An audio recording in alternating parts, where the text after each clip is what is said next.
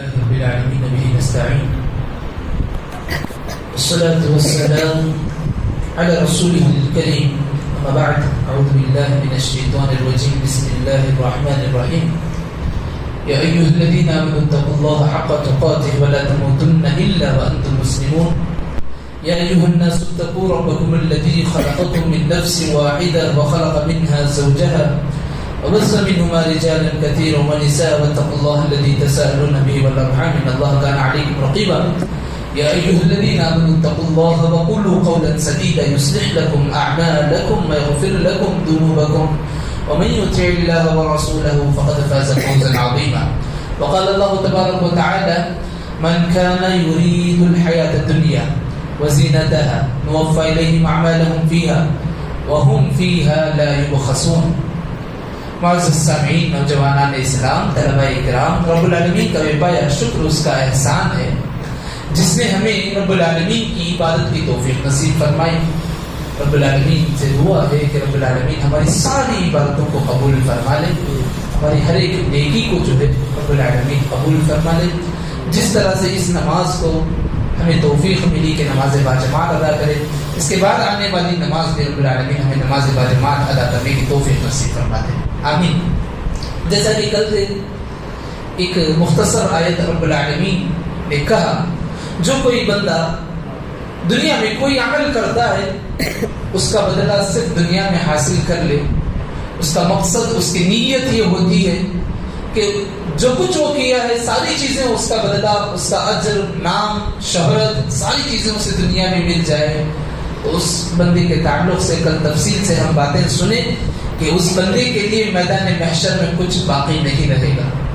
دنیا میں جو مل گیا سمجھ جاؤ مل گیا، میدان محشر میں بے یار و مددگار. یہاں تک کہ رب العالمین نے کہا اس کی بچی کچھ نیکیاں بھی ضائع ہو جائیں گی، بچی کچھ نیکیاں بھی باطل ہو جائیں گی، رائگاں ہو جائیں گی.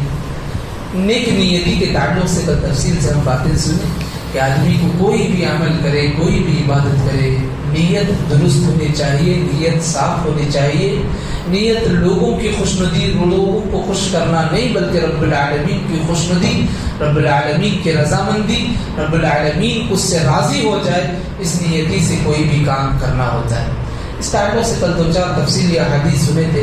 میں نے کہا کہ ایک حدیث ہم آج کے درس میں پڑھیں گے جس حدیث کو سنانے میں صحابی رسول رضی اللہ عنہ 3 مرتبہ بے ہوش ہوئے. اس حدیث کا تعلق نیت سے بڑا گہرا ہے، اور اس حدیث کو بیان کرنے والے ایسے صحابی نہیں جو اکا دکا حدیث بیان کیے. صحابی رسول ابو ہریرہ رضی اللہ عنہ تقریباً 7000 سے زائد احادیث سے روایت کی. کثیر الروایات میں ان کا شمار ہوتا ہے، سب سے زیادہ حدیثیں بیان کرنے والے، حدیثیں سننے والوں میں ان کا شمار ہوتا ہے. یہاں تک کہ وہ خود کہتے ہیں جب بعض لوگوں نے کہا دیگر احباب، دیگر اصحاب، دیگر صحابیات سے مروی اتنے احادیث نہیں، آپ سے مروی احادیث اتنی زیادہ کیوں ہیں؟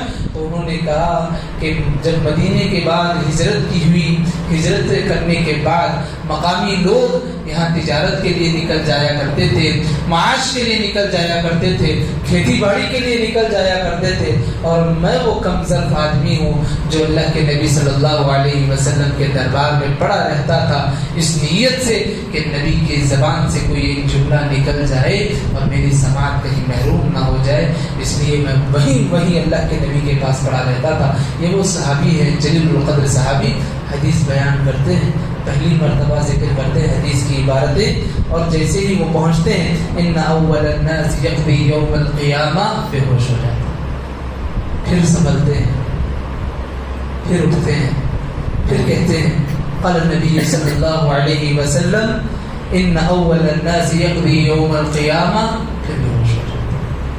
یہاں تک کہ تیسری مرتبہ سنبھل کر کے حدیث بیان کرتے ہیں، مکمل حدیث سناتے ہیں.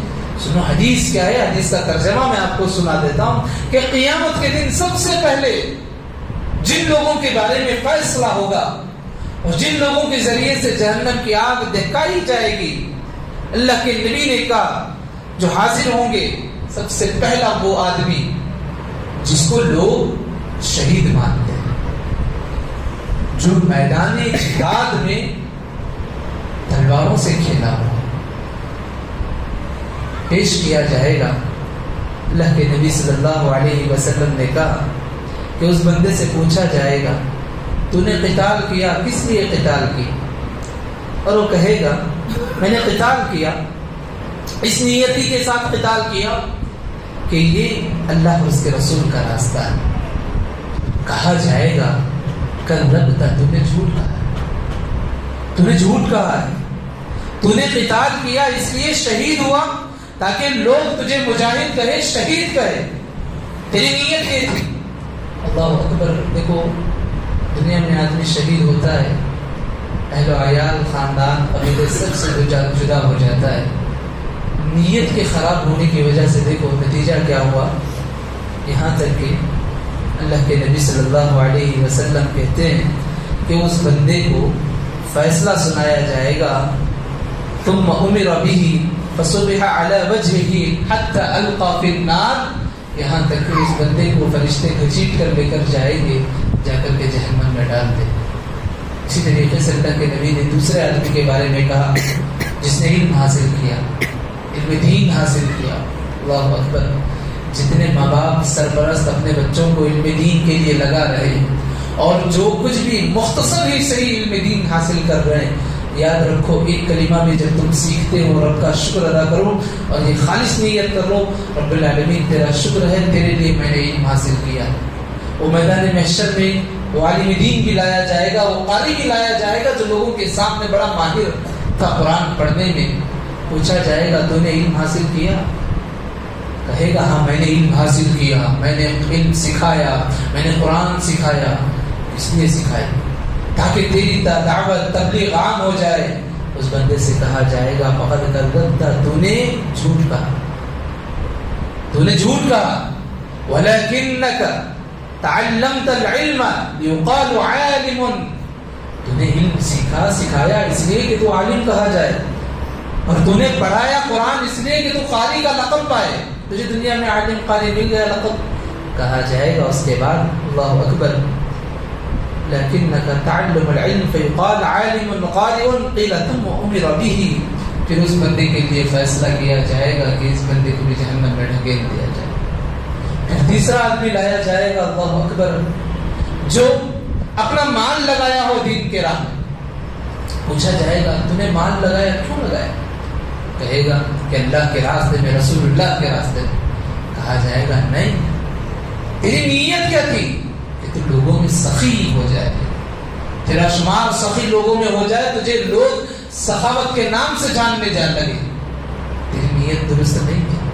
نتیجہ وہی ہوگا جو اس سے پہلے دو لوگوں کا ہوا، جہنم کی آگ میں جو ہے اسے بھی بھیج دیا جائے گا. میرے بھائیوں دیکھو یہ اتنے بڑے بڑے کام ہیں، علم دین حاصل کرنا، مال خرچ کرنا، جہاد فی سبیل اللہ. اگر اتنے بڑے کام میں بھی نیت درست نہیں تو سارا عمل بیکار ہو جائے گا. ہم زندگی میں چھوٹے موٹے کام کرتے ہیں، چھوٹی عبادتیں کرتے ہیں، اس میں بھی نیت ہمارا خراب ہو جائے. دیکھو میدان محشر میں ہمارے لیے کیا بچا رہے. اللہ ہمارے اعمال کی حفاظت فرمائے، ہماری نیتوں کی حفاظت فرمائے. رب العالمین ہمیں اللہ کے بتائے ہوئے طریقے کے مطابق عبادت کی توفیق نصیب فرمائے. رب العالمین خالص اللہ کی عبادت کی توفیق نصیب فرما دے. ہمارے دلوں میں اخلاص کو بھر دے، ہمارے اعمال کو سنتوں کے مطابق ڈھال دے. رب العالمین ہمیں علم کے نور سے منور کر دے، اخلاص باللہیت کے ساتھ زندگی گزارنے کی توفیق نصیب فرما دے.